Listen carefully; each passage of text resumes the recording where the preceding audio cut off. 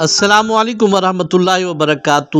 میں محمد عامر حضور ہوں اور آپ دیکھ رہے ہیں Samija news net YouTube channel. پیارے دوستو، آج کی اس ویڈیو میں ہم آپ کو مشہور حرام جانور سور یعنی خنزیر کے متعلق انتہائی دلچسپ معلومات پہنچا رہے ہیں۔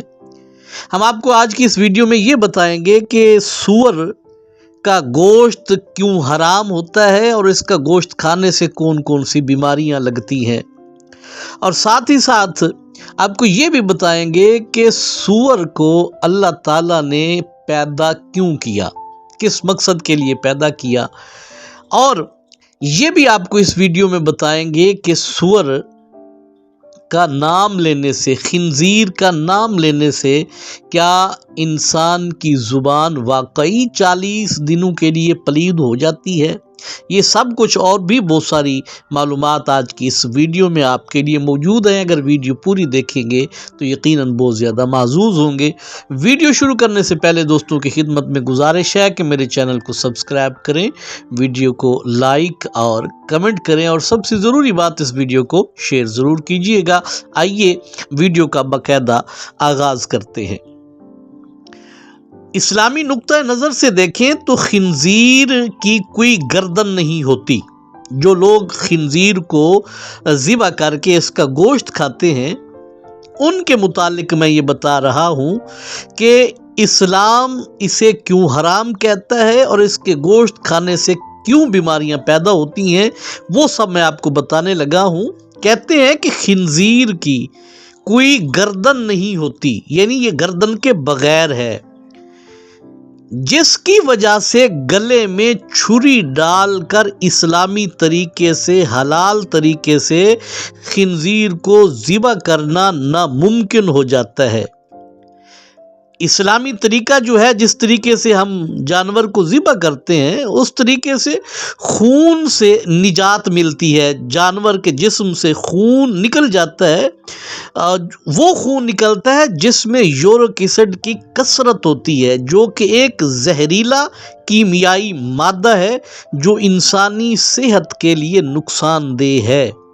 اور اگر جب اسے اسلامی طریقے سے آپ ذبح نہیں کریں گے اور اس کے اندر سے وہ خراب خون نہیں نکلے گا، تو آپ جب اس کا گوشت کھائیں گے تو یقیناً وہ مضر صحت ہوگا۔ آپ یورک ایسڈ اور اس طرح کی اور کئی ساری بیماریوں میں مبتلا ہو جائیں گے۔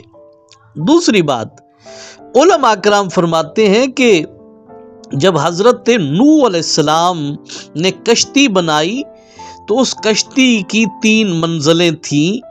ایک منزل پہ جانور تھے، ایک منزل پہ پرندے تھے، اور ایک منزل پہ حضرت نوح علیہ السلام اور باقی انسان موجود تھے۔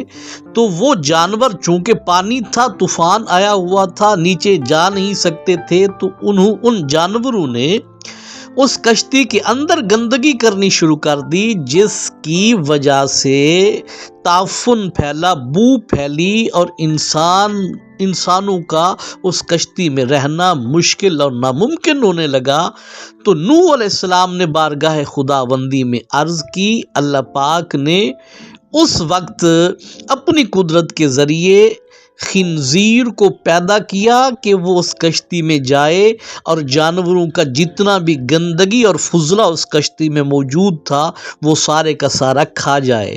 یعنی اس روایت سے یہ ہمیں پتہ چل رہا ہے کہ اللہ پاک نے خنزیر کو پیدا ہی گندگی کھانے کے لیے کیا ہے، اور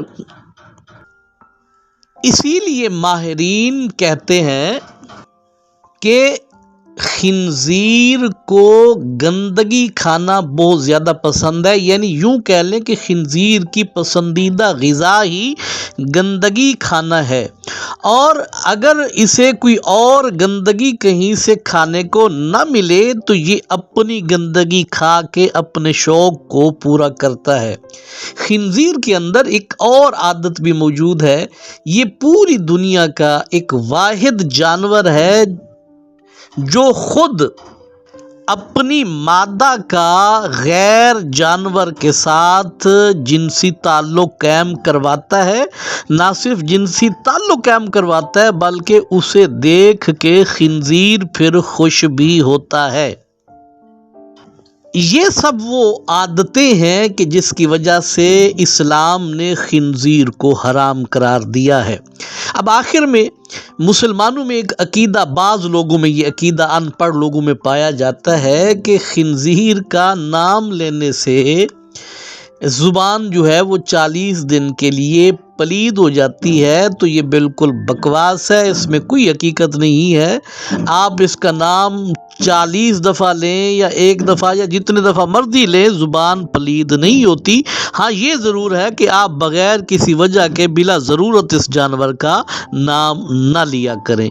تو یہ تھی آج کی ویڈیو، امید کرتے ہیں آپ کو بہت زیادہ پسند آئی ہوگی۔ اپنی رائے سے آگاہ کیجیے گا، اپنا ڈھیر سارا خیال رکھیے گا۔ بہت جلد دوبارہ ملیں گے، تب تک کے لیے اجازت دیجیے۔ السلام علیکم ورحمۃ اللہ وبرکاتہ۔